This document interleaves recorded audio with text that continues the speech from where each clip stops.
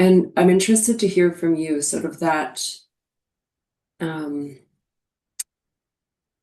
you speak with such certainty and knowing, and I've always felt this about you, about that deeper, right? It's something that you embody. You're connected to that, and I have a feeling you have been for a very long time. And I've heard you talk a little bit about, even as a child, you were pulled in this direction to this depth of connection and this heart longing.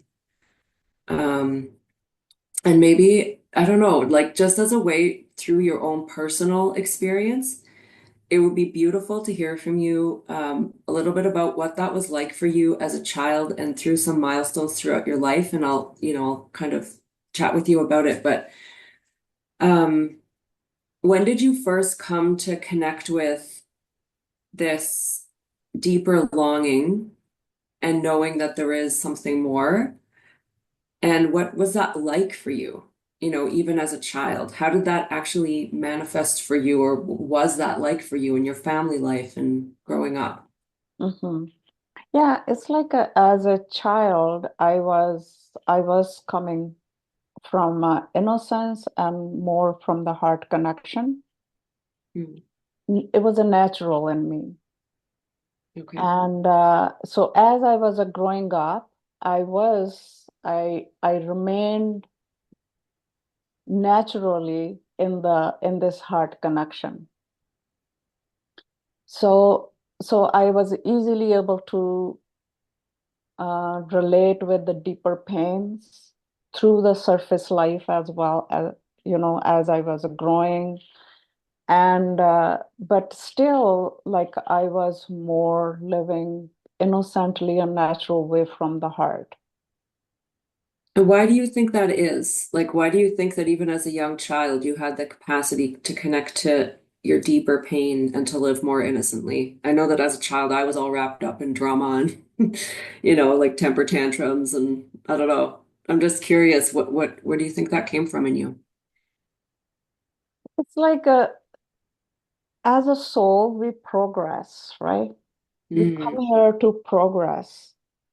mm, So some souls are progressed, mm, and whatever level we are progressed, that does not matter. But mm, if we know this lifetime is like I need to progress, that matters now.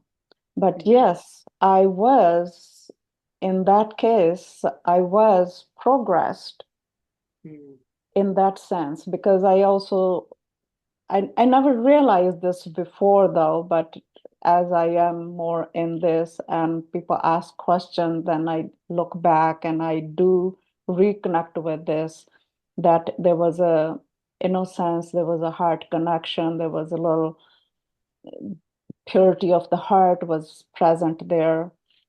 mm, And so this my living was kind of a normal and simple from the heart. mm.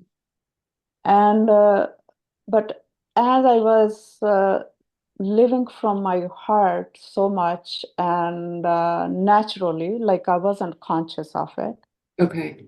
Yeah, but other people they were more conscious of my kind of simplicity or innocence. Like your parents, or My did you parents, have did you my have mother teachers? especially, yeah, my mother especially, she was telling me throughout my life that how the other people they used to connect with you kind of way, like something was special about you, but we did not know what was it about. Mm, And even from a very early, as I was even born, she used to mm. tell me, yeah. Oh. So it wasn't that way in my living, but it was in my mother's heart. I was always something uh, little special, something, Mm, but mm, not like as a special as a beautiful girl or as a something. It wasn't like that. It's like she kind of knew in her heart something about me. mm, So even when the deeper hit was my cousin's death. And Mm. when that hit me, it hit me directly to my heart. I had a direct pain in my heart. It was like a sword is in my heart now. And but at the same time, it's like my aunt, she was listening. Um, my cousin's mother, she was listening to Osho a lot. Mm. She was, and so she put the tape on, Osho's tape on, as I was visiting her dur during this death Mm. of my cousin. And then when she put the tape on, and that within a few minutes, that tape hit me more deeply because I'm already was in that deep ache in my heart. Mm. That was it. That was my awakening point. That was like I felt it. There is the life I have been living is not about it. I'm not Mm. living my actual life. Right. So something is like already awakened in me in that moment. And then my search started.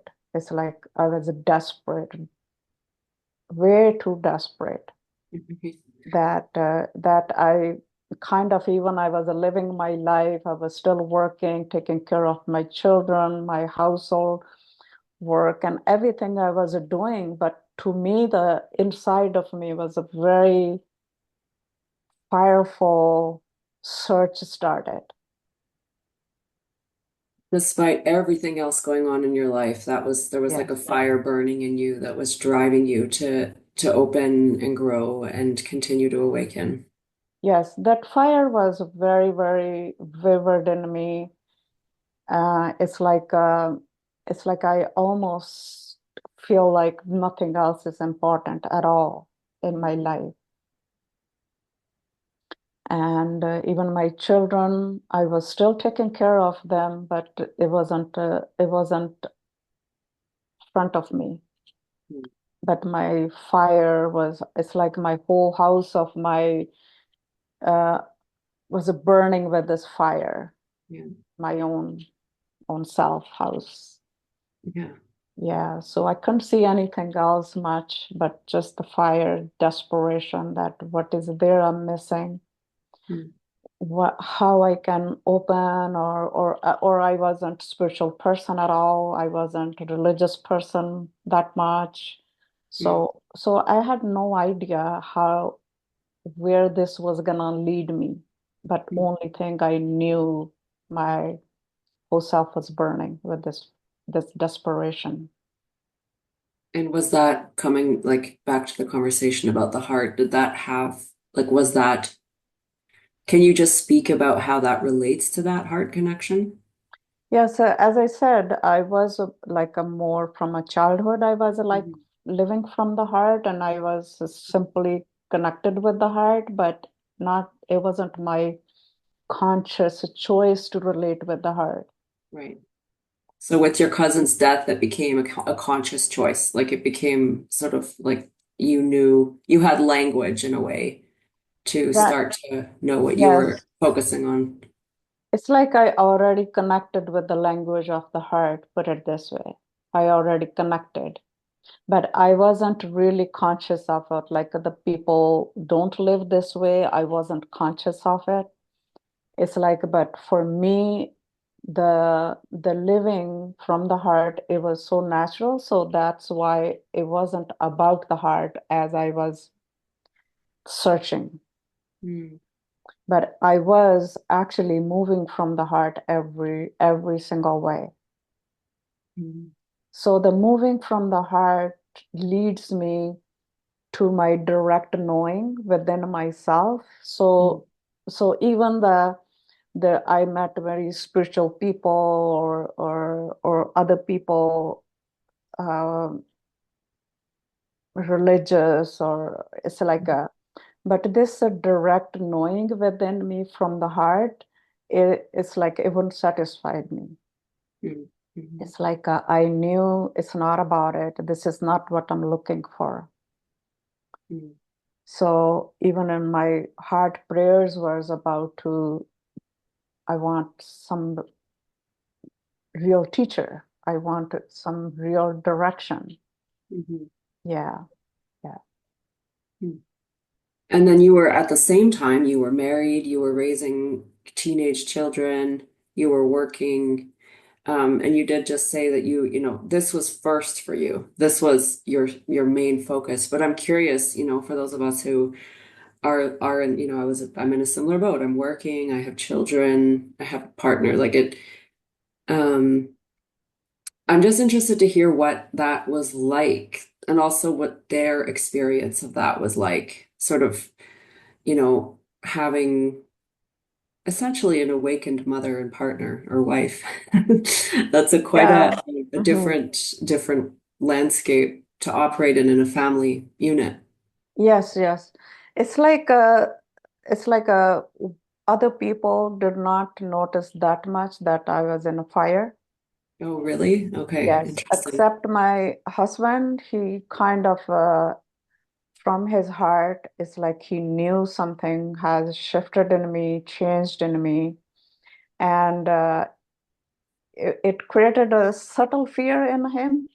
I can't Mm, say the loud, but subtle fear that something is different in her and she's searching now. mm. I wasn't going anywhere. I was just reading books. So, Yeah. so it's like that was the only difference was in me that he was a little conscious of it, but Mm. not other people. And also, yes, also my mother. Your mother, My okay. mother was conscious of it. Mm. And my mother was reading the books even much before.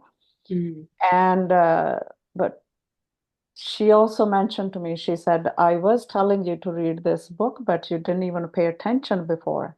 Mm.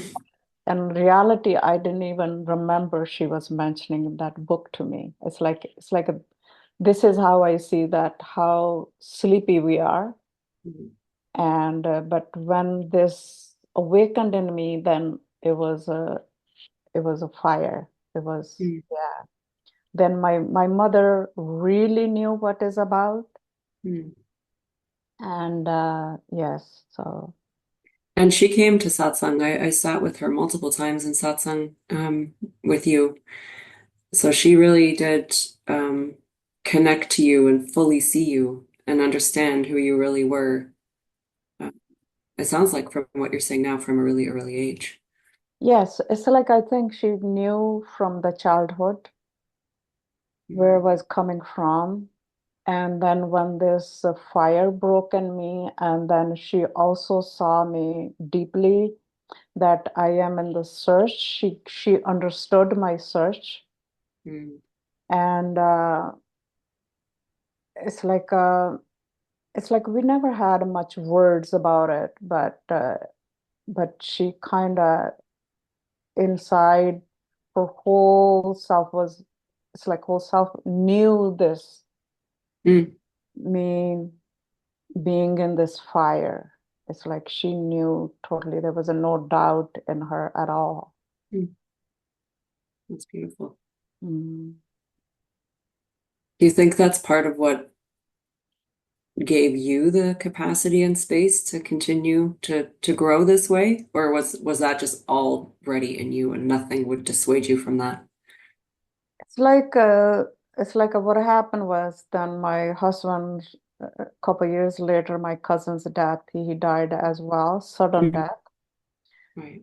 And but when he died it was like already inside of me it was there was some kind of preparation was done already. Mm, And when he died, it's like in my heart, I knew this is the total freedom for me to explore now. mm, And then year later his death, I met my teacher, mhm, and but I feel this when you have the fire, total fire, then everything happens or taken care of. Everything is being taken care of by itself. It wasn't I was doing anything. It's like I knew I have the freedom now to explore, but I still did not know where to go, what to do, or what is going to be for me. I had Mhm. no idea. Yes. So even I met with my teacher, and my heart was enlightened in a way Mhm. as I saw him. And but that's all I had my first experience with him. But then after I did not know what to do or where to go or from that point. And yes, also I was suffering. Mhm. I was consciously suffering from my still like a widow life, taking Mhm. care of child life. Like, I was enormously suffering. I did not know how to handle the teenagers by myself. Mhm. It's like it's not the suffering was gone. I feel Right. like the suffering was much intense in my life. Mhm. Yeah, my financial suffering, my Mhm. my this every social suffering. It's like or household suffering. It was there. Right. Like it was a much intense, much intense, and but that did not disturb me. It's like it was in a way I was totally disturbed by the suffering, Mhm. this human suffering in me. But at the same time, it wasn't creating any kind of doubt for my search, though, Right. at all. Yeah. Because I've heard you say to us, like, as we deepen, it's going to feel more intense. You know, Yes, it's going to feel more difficult. yes, And that, you know, yeah, and that we need to learn to bear that or something. I don't know if I'm saying that right, but just learn to be in that without that. Yeah, I guess it's that conscious suffering that you speak about. yes. It's like in me, it was a certain amount of depth was there. Hmm. It allows me to bear. It's like it's not like I was crying or shouting outward. It was more inward. It was like it was like my whole system was suffering. Hmm. It's Hmm. like I did not know where to go, how to. It's like it wasn't even about to get rid of it. It was for me. It was a how to handle it, how to go more deeper, or how to handle these two questions were in me. Yeah, because your ultimate goal was still always to, not even a goal, but like you knew where you were going.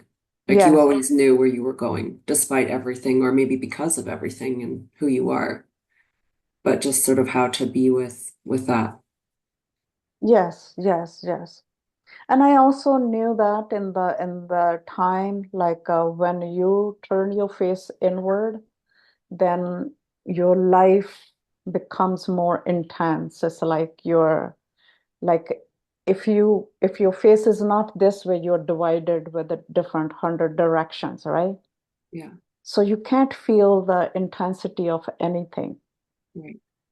So when your face turn inward, then all of your like strengths you feel inside of you.